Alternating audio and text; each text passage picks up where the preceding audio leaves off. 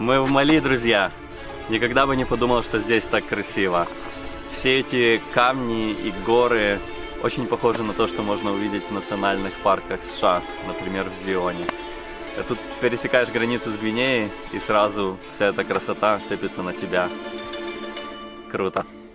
Червонный танец гуцульский, опрешківський, аркан.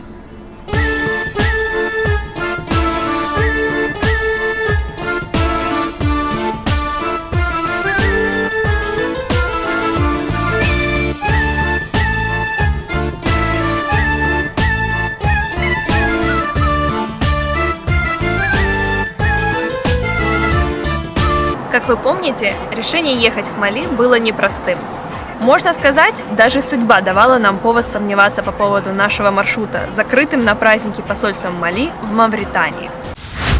С визой в Мали сегодня ничего не получилось, потому что выходной, поэтому иду получить страховку. Вот в такие моменты, когда что-то не получается по плану, вот, например, визу не получили, возникает вопрос, это, можно сказать, не судьба, или нужно все-таки пытаться и добиваться этого дальше? И тяжело сказать, правда, вот стоит ждать до понедельника и получать визу, или значит нам в Мали вообще не стоит ехать? Потому что, мне кажется, в Африке много чего не будет получаться с первого раза, и если следовать тому, что вот просто не судьба, то можно никуда и не уехать, в общем-то. Но мы не сдавались. Визу получили в Сенегале. И вот, наконец-то, пробравшись через бездорожье Гвинеи, пересекли границу. Откровенно говоря, мы ожидали увидеть разруху. Но страна встретила нас отличными дорогами и красотой природы прямо с порога. Наша первая и единственная цель была столица. Мы рассчитывали получить визу в Буркина-Фасо и Бенин, а также немного передохнуть. Очень уж напряженная была езда последнюю неделю. Конечно же, и для того, и для другого нам нужны были наличные деньги. В большинстве случаев выгоднее всего наличность в Африке добывать из банкомата. Но тут нас ждал сюрприз. Во-первых, карточки MasterCard банкоматы практически нигде не принимали. А во-вторых, до тех самых банкоматов даже дорогу перейти оказалось ох как непросто.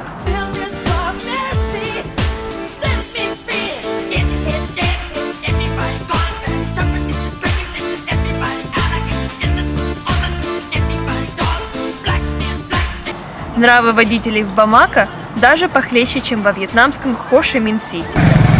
Дорожное движение просто невероятно. И просто идти и надеяться, что тебя пропустят, как в Азии, это не вариант. Визу в Буркина-Фасо мы сделали за день. А вот в посольстве Бенина визы выдавать перестали.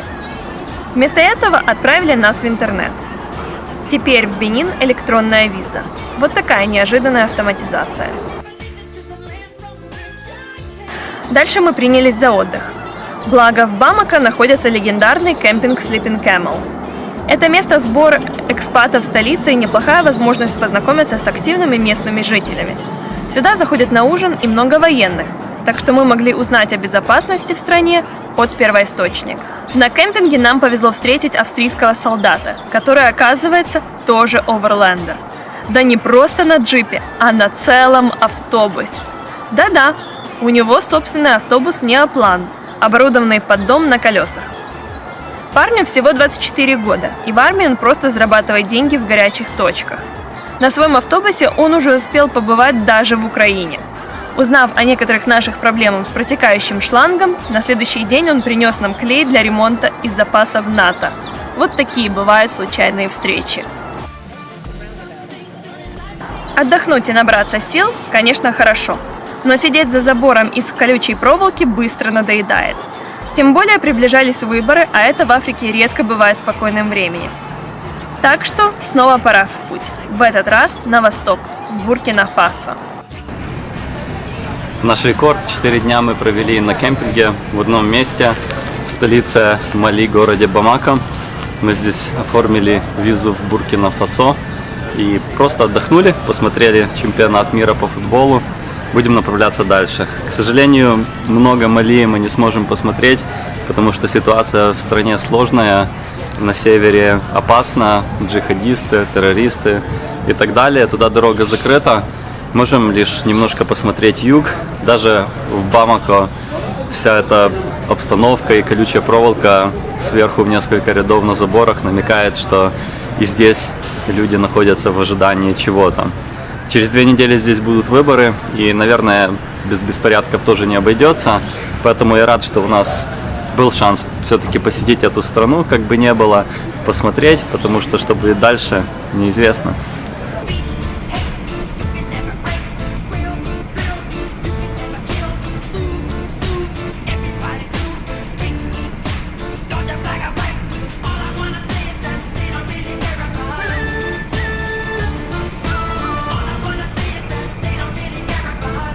Ночевка в дикую, особенно в такой стране, как Мали, это страшно. Последний раз самостоятельно вдали от людей мы ночевали в Марокко. Дальше нам некоторое время составляли компанию авролендеры из Британии. И вот ночь застала нас в дороге, и мы все-таки решились переночевать в неведомом месте посреди природы.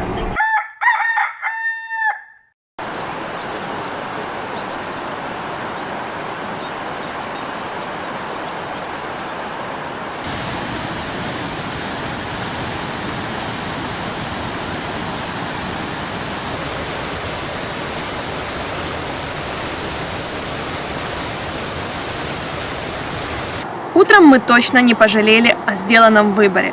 Рассвет нас встретил не только пением птиц, а и безумно красивыми водопадами, прямо в нескольких метрах от нас. Конечно, дикая ночевка – это страшно. Ты не знаешь, что там, не знаешь, как ситуация. Но мне кажется, нужно сделать просто это впервые, чтобы перестать бояться. Я думаю, после сегодняшнего дня нам уже будет проще, хоть мы и в Мали. Если бы эта красота природы находилась где-то в Европе, это 100% был бы известный туристический объект. О каких туристических достопримечательностях Мали вы вообще слышали? Вот так вдвойне приятно обнаруживать что-то неожиданное на своем пути. А сколько еще сюрпризов ждет нас по дороге? Мы не удержались и запустили дрон поснимать всю эту красоту. Танец боярам.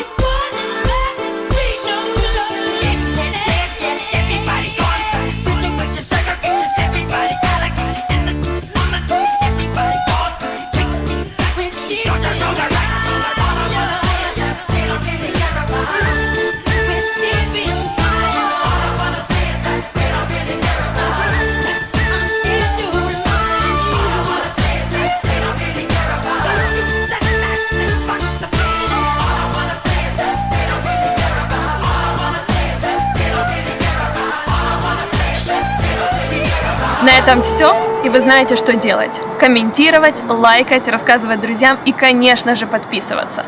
До следующей встречи!